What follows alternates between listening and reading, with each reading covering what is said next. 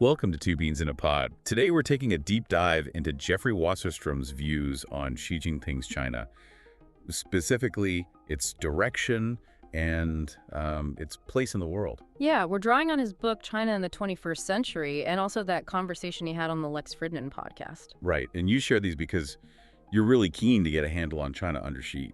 You know, how it's different from before, how it interacts globally. Exactly. The goal today is really to unpack Wasserstrom's insights, try and give you a clearer, maybe more nuanced picture than you might get elsewhere. Okay, so where does Wasserstrom start? What's the headline change under Xi? Well, a key thing he highlights is this narrowing of acceptable ways of being Chinese. That's a big shift. Narrowing. How so, compared to when? Compared to the period after Tiananmen, really, the 90s, early 2000s, Wasserstrom argues there was actually a bit of a loosening then, more space for civil society, different identities kind of bubbling up. But under Xi, Wasserstrom sees almost a discomfort with difference. That leads to tightening controls, across borders internally. And pushing for one specific idea of what it means to be Chinese. Pretty much. A more singular vision of identity and, crucially, loyalty. You see it, for example, in the impatience with Hong Kong's autonomy. Right, that's obvious. Or less tolerance for things like the revival of the Mongolian language in Inner Mongolia. It's this push for uniformity that stands out. Okay, so tighter controls internally. How does that affect how China deals with the rest of the world, according to Wasserstrom?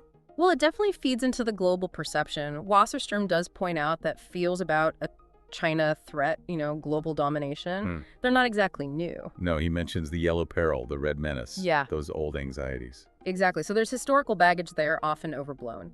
But the current military buildup is a real thing, and it worries China's neighbors, obviously. But Wasserstrom adds some nuance. He suggests it's partly driven by a need for self-defense, too. They remember things like the NATO bombing of the Chinese embassy in Belgrade during the Serbia conflict. Okay. That historical context is important. Definitely. And also, maintaining domestic control. We can't forget the PLA's role back in Tiananmen. The military serves internal stability functions, too. So it's not just about external projection. It's defense, internal control, a mix. That seems to be his reading, yes. It's complex. Okay, let's shift gears a bit. What about the economy? That's always been central to the party's legitimacy, right? It has. Wasserstrom talks about that traditional social compact, The party gets to rule, and in return, people get better lives materially and maybe more private choices. The deal, basically. Keep delivering growth. Right, but now economic growth is slowing down. So that argument, that straightforward exchange, it isn't quite as powerful. So what replaces it or supplements it? Stability. That's what Wasserstrom sees the party emphasizing more now. Look, the world's chaotic, they argue, but we provide order, security. Interesting pivot. And he brings in those literary comparisons here, doesn't he? He does, yeah. The Brave New World versus 1984 idea. For a while, maybe the Brave New World model seemed more apt control through distraction, consumerism, pleasure. Keep people happy and busy. Kind of.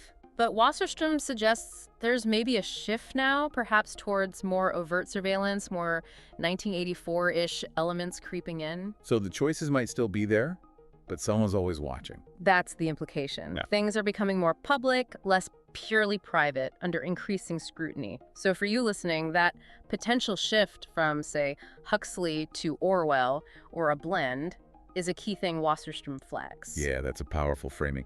What about censorship, then? Is that part of the 1984 picture? Well, censorship isn't new in China, obviously, but Wasserstrom does suggest it's increased under Xi. He points to Emily Feng's book, what's it called? Let Only Red Flowers Bloom. Right, I've heard of that. It details how the spaces for sort of varied expressions of being Chinese are shrinking. Certain topics remain really sensitive. Like what specifically? The private lives of top leaders, definitely. And high-level corruption. The case of the Hong Kong booksellers is a stark example he mentions. The ones who publish gossip about top officials. Exactly. And then, disappeared or were pressured. Wasserstrom even kind of speculates that she might have a sort of lèse-majesté envy. Like an extreme sensitivity to any perceived disrespect. Something like that, yeah. A heightened intolerance for anything that questions his authority or the party line directly. Those booksellers really hit a nerve. Understanding this present moment, though, Wasserstrom emphasizes history, right? Especially Tiananmen. Absolutely. He brings up 1989 quite a bit. It's crucial context. He stresses that the students back then, their main demand wasn't to overthrow the system. What was it then? They wanted to be recognized as patriotic. They Right. were arguing within the system in a way. They Yeah. definitely weren't calling for, like, a return to the chaos of the Cultural Revolution. Okay, that's an important distinction. Very. And the government's reaction, the military crackdown, and then the systematic banning of images like the Tank Man, Iconic. hugely. That shows, Wasserstrom argues, how aware the regime is of the power of visual narratives. Images matter a lot. And that connects to how they handled Hong Kong later. Precisely. He suggests the Tiananmen experience informed their Hong Kong strategy. They largely avoided using PLA soldiers in the streets this time. Right, it's mostly police. Yes, and focused heavily on controlling the visual narrative, constantly highlighting moments of protester violence, trying to frame the protesters as rioters, not patriots, learning from '89. So, manage the images, manage the story. That seems to be the takeaway. Let's circle back to 1984 and Brave New World. How does Wasserstrom see them applying now? Is it one or the other?